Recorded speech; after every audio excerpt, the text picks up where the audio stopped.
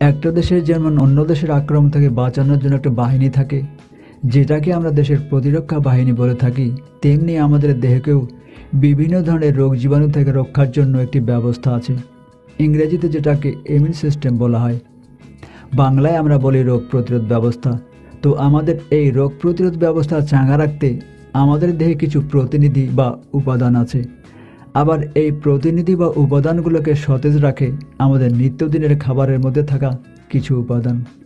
আবার এর উল্টোটাও ঘটতে পারে, অর্থাৎ এমন কিছু খাবার আছে যেগুলোর ভিতরে থাকা উপাদান আমাদের দেহের ইমিউন সিস্টেম বা রোগ প্রতিরোধ ব্যবস্থা কমিয়ে দিতে পারে।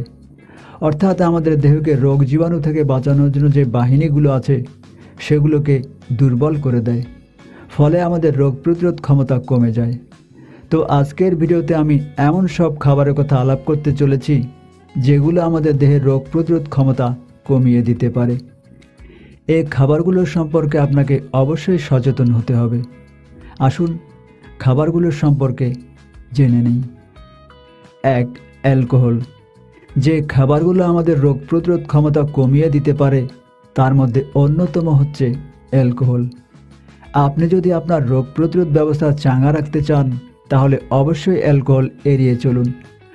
গবেষণা প্রাপ্ত ফলে পাওয়া যায় অ্যালকোহল খেলে আমাদের দেহের রোগ প্রতিরোধ ব্যবস্থা কমিয়ে বা নষ্ট করে দিতে পারে।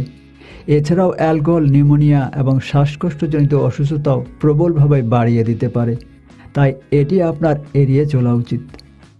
2. সোডা এবং কার্বোনেটেড পানীয়। আমাদের কাছে সোডা এবং অন্যান্য কার্বোনেটেড পানীয় বেশ জনপ্রিয়। তবে যদি আপনি দেহের জন্য স্বাস্থ্যকর কোনো পানীয় খুঁজতে চান তাহলে সোডা এবং অন্যান্য কার্বোনেটেড পানীয় অবশ্যই বর্জন করুন।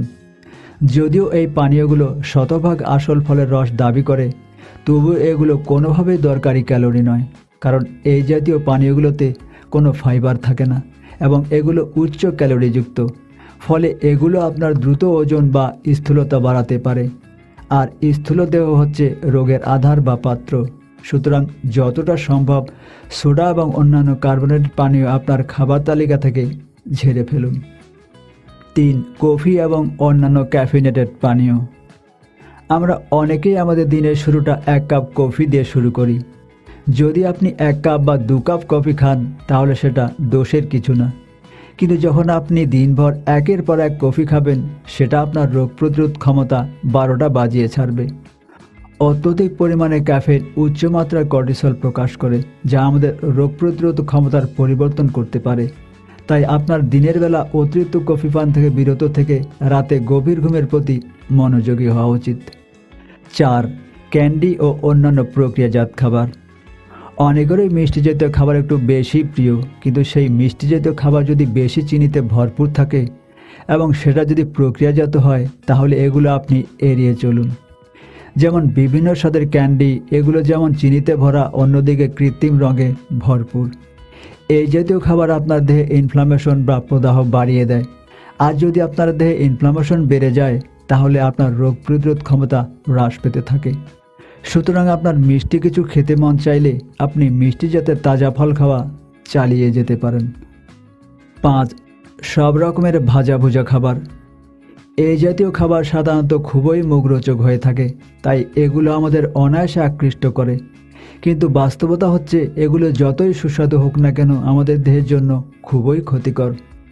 এই জাতীয় খাবার থাকে প্রচুর লবণ, যা আমাদের উচ্চ রক্তচাপের দিকে নিয়ে যায় এবং আমাদের রোগ প্রতিরোধ ব্যবস্থা কমিয়ে দিতে পারে। ভাজা পড়া খাবারে থাকে উচ্চ মাত্রার স্যাচুরেটেড ফ্যাট এবং গ্রিজ, যেটা আমাদের দেহে অন্ত্রের মাইক্রোবায়োম নষ্ট করে দেয়, ফলে আমাদের রোগ প্রতিরোধ ব্যবস্থা কমে যায়। শুধু তাই নয়, এই জাতীয় খাবারগুলো ডায়াবেটিস এবং হৃদস্বাস্থ্যের জন্য মারাত্মক হুমকি, তাই এগুলো এড়িয়ে চলা আমাদের জন্য সব দিক থেকেই নিরাপদ। প্রিয় দর্শক, যদি আপনি সুস্থ এবং রোগমুক্ত থাকতে চান তাহলে এতক্ষণের আলোচিত খাবারগুলি আপনার নিয়মিত ডায়েট চার্ট থেকে ঝেড়ে ফেলুন। তো আজ এ পর্যন্তই, কথা হবে পরে কোনো এপিসোডে। আল্লাহ হাফেজ।